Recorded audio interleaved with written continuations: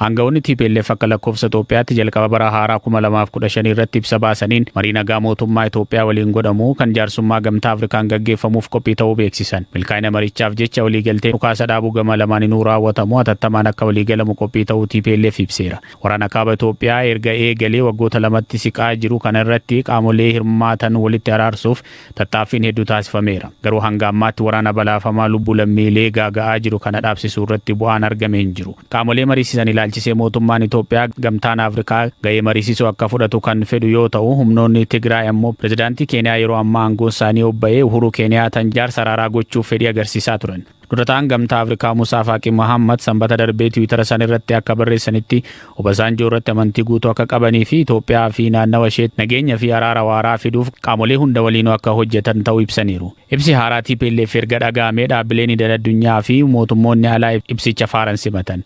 Yaadi humnoota Tigraay irraa dhiyaatee marii nageenyaa fi araaraa Itoophiyaa keessatti taasifamuuf deemuuf carraa guddaa haaraa argamedha jechuun dinqisiifatan durataan gamtaa Afrikaa Musaa Faaqii. Humnoonni Tigraay waanuma mootummaan federaalaa Itoophiyaa gaafachaa fi fedhaa ture ibse kan jedhan Musaa Faaqii Mohaammed amma qaamoleen lameenuu hatattamaan waraana dhaabuun kallattiin marii nagaatti akka seenan gaafataniiru. Mariin gaggeeffamus gamtaa Afrikaa jalatti ta'uu fi qaamoleen idil-addunyaa kan hunduu irratti walii galee akkan hirmaachisu ta'uu eeran. Ministeerri dhimma alaa US bara haaraa Itoophiyaa ilaalchisuun ergaa dabarsaniin humnoonni Tigraay marii gamtaa Afrikaan gaggeeffamu irratti hirmaachuuf qophii ta'uu ibsuu fi mootummaan Itoophiyaa nageenya buusuuf kutannoo qabaachuu ibsuun adeemsa jajjabeessa fi abdii namatti horuu ta'uu eeran. Qaamoleen idil-addunyaa adeemsa marii kana gaggeessuuf akka qophaa'an Eertiraan waraana hammeessurraa akka of qusattu dhaamteera US. Barreessaa olaanaan dhaabbata biyyoota gamtoomanii Antooniyoo Guteres bulchiinsi naannoo Tigraay dhukaasa dhaabuun marii nagaatti seenuuf kutannoo agarsiise akka simatan ibsaniiru. Qaamoleen dhimmi ilaallatu hunduu carraa kanaan gara nagaatti akka seenan, walitti bu'iinsa akka goolabanii fi guutummaatti gara rakkoo mariin furuutti akka seenanis dhaamaniiru. Humnoonni Tigraay mariif qophii ta'uu isaanii wayita ibsan gamtaan Afrikaa qaamolee hunda walitti fidee mariisisuun adeemsi isaa amanamaa fi iftoomina kan qabu ta'uu qabaachuu eeran. Marii kana irratti namoonni qaamolee lamaanuu biratti fudhatama qaban akka hirmaatan taajjabdoonni amanamummaa dabalanii fi ogeeyyiin idil-addunyaa dhimma kana irratti tajaajila gorsaa kennan hirmaachuu akka qaban hooggantoonni Tigraay gaafataniiru. Qondaaltonni gameeyyiin akka obbo Getaachoo Raddaa fi Jeneraal Tsaadiqaan Gabratinsaay garee uummata Tigraay bakka bu'uun marii mootummaa waliin gaggeeffamuuf eegamu irratti qooda fudhatan keessaa ta'us TPLF ibseera. Mootummaan Itoophiyaa ibsa TPLF baase kana irratti homaa jechuu baatus ji'a tokko dura mari'attoota isaa 7 ifa gochuun isaanii yaadatama. Marii nagaan waraana kaaba Itoophiyaa furuu irratti wantoota danqaa ta'an keessaa tokko haalduree TPLF kaahee ture yoo ta'u, ibsa isaa alanaa irratti jaarsummaa gamtaa Afrikaatiin waliigaluun alatti haalduree mariif kaahee ilaalchisee ejjennoo isaa jijjiiruuf dhiisuu irratti ifa wanti ta'e hin jiru. Humnootii mootummaa federaalaa fi kan adda bilisummaa uummata Tigraay gidduutti kallattii adda addaan wal waraansitti fufuusaa jiraattonni bulchiisa naannoo Amaaraa kanneen wal waraansatti dhiyoo jiraatan raadiyoo sagalee Ameerikaaf ibsanii jiru.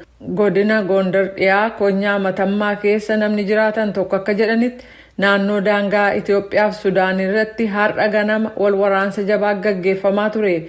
Addi bilisummaa uummata Tigraay Sudaan keessatti leenjii fudhachuudhaan achirraa dhukaasa gaggeessa jechuudhaan mootummaan Itoophiyaa ennaa himatu kun jalqabaa miti. Garuu biyyoolaa taate Sudaan himata kana soba jettee jirti. Hagayya 30 darbe kan Sudaan ambaasaadara Itoophiyaa biyya ishee keessa jiran Yibalxaal Aamroo Alamuu waamsisuun xayyaara Sudaan kan adda bilisummaa uummata Tigraayiif meeshaa fe'ee ture haleellee kuffifne jedhamuun ibsa ba'e irratti mormii qaban ibsanii turan. Ambaasaadarichis xayyaarri sun Sudaan irraa ka'ee samii daangaa Itoophiyaa cabsee seene jedhaniiru. Ministiriin Dantaalaa Sudaan kan ambaasaaddarri Itoophiyaa jedhan kun waan hundee hin qabnedha jedhanii turan. Kan humnootii mootummaa Itoophiyaa waliin wal waraanaa jiran addi bilisummaa uummata Tigraay battalumatti waraana dhaabuudhaan deemsa marii nageenyaa maanguddummaa gamtaa Afrikaan gaggeeffamutti hirmaachuuf tole jedhee jira. Kunis jijjiirraa yaadaa guddaa yoo ta'u mootummaan federaalaa kanarratti waan jedheen qabu. Wal waraansi Itoophiyaa gama kaabaa keessatti gara dhuma bara 2020 jalqabamee gaggeeffamaa ture kun lubbuu uummata 10,000 hedduu ka galaafate yoo ta'u uummata miliyoona hedduu immoo yeroo waggaa tokko caaluu fi tajaajila bu'uuraan ala taasisee jira. Aangoonni Tigraay ibsa dilbata kaleessaa galgala baasan kun dhiibbaa haaraa Yuunaayitid Isteetsiif kanneen biroo biraa irratti taasifameen yoo ta'u kunis wal waraansi baatii darbe ega jalqabame boodaa fi tasgabiin hanga tokko baatileef argamee ture ega cabee booda. Gamtaan Afrikaa maanguddummaa gama jila addaa Oluseegun Obasanjoon gaggeessu kan qeeqan aangoonni Tigraay ibsa haaraa baasan irratti ifatti akka kaa'anitti araarteessonni gamlameeniin fudhatama kan qaban akkasumas taajjabdoota addunyaa fi hayyoonni deemsa kana akka hooggananiif eegna jedhan. Mootummaan Itoophiyaa marii iddoo fedhetti yeroo kamiiniyyuu haal duree tokko malee gaggeessuuf qophii ta'uusaa beeksisee jira. Aangoonni Tigraay tajaajilli bu'uuraa akka itti fufu akkasumas loltoonni biyya ollaa taate Eertiraa akka ba'anii fi dhimmootii biroos gaafatanii turan.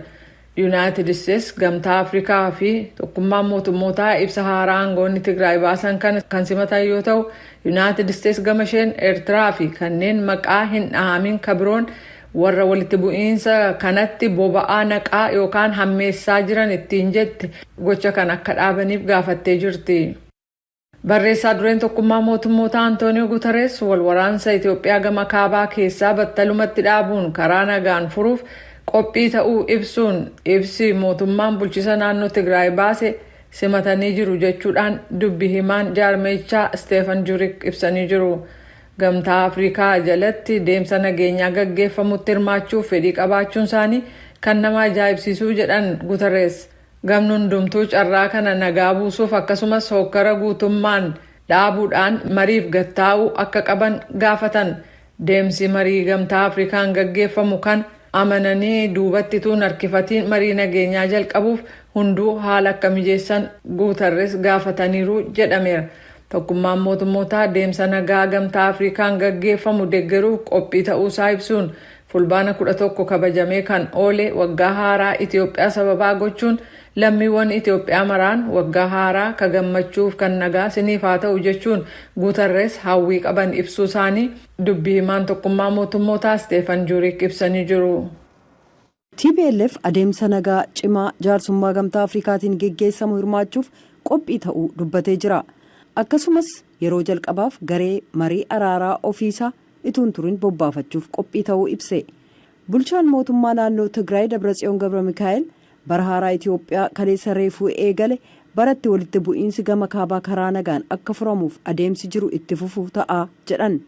Mootummaan Itoophiyaa bakka kamittuu yeroo kamittuu Gamtaa Afrikaa jalatti karaa nagaa adeemsa taasifamuuf qophii ta'uu ka beeksise baatii adoolessa darbee ture. Yaadni nagaa yeroo sadaffaaf dhiyaate kun jalqaba mariin araaraa dhukaasa dhaabuutti geessu akka geggeessamu walii galame. Gamtaan Afrikaa, tokkummaan mootummootaa, Gamtaan Awurooppaa fi Ameerikaan labsii TPLF kana gammachuun simatan. Durataan Komishinii Gamtaa Afrikaa Musaa Faaqii Mahammad Abut waamicha mootummaan federaalaa Itoophiyaa dhiyeesseen kan wal fakkaatu marii araaraaf qophii ta'uu isaatiif galateeffataniiru.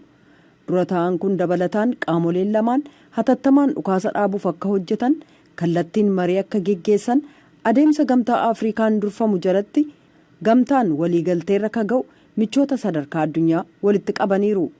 Muummichi barreessaan tokkummaa mootummootaa Antooniyoo Guutarees paartileen kun carraa nagaa jirutti akka fayyadamaniif jeequmsa kana dhaabuuf tarkaanfii akka fudhatan gaafataniiru. Qaamoleen kun yaada qajeelaadhaan hatattamaan adeemsa Gamtaa Afrikaan durfamu dammaqinaan akka keessatti hirmaatan yaadachiisaniiru. Ministiriin dhimma alaa Yuunaayitid Isteets Antoonii Bilinkan ergaa wal fakkaatu irra deebi'uun ka dubbatan yoo ta'u, michoonni sadarkaa addunyaa adeemsa nagaa deeggaruuf qophii ta'uu isaanii ibsanii jiran. Gamtaan Awurooppaas adeemsa kana deeggaruuf qophii ta'uu isaa ibseera.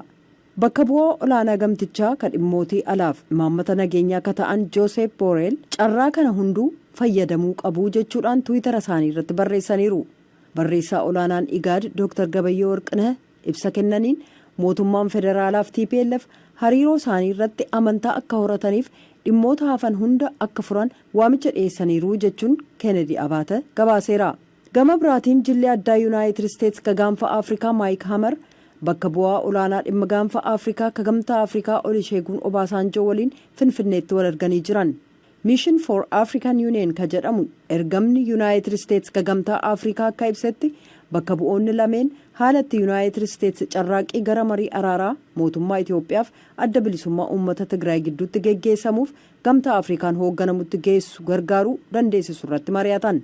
Kana malees Ambaasaadder Hamer durataa Koomishina Gamtaa Afrikaa Musaa Faaqii Mahammad waliin wal arganii dubbachuu isaanii Gamtaan Afrikaa mirkaneessee jira.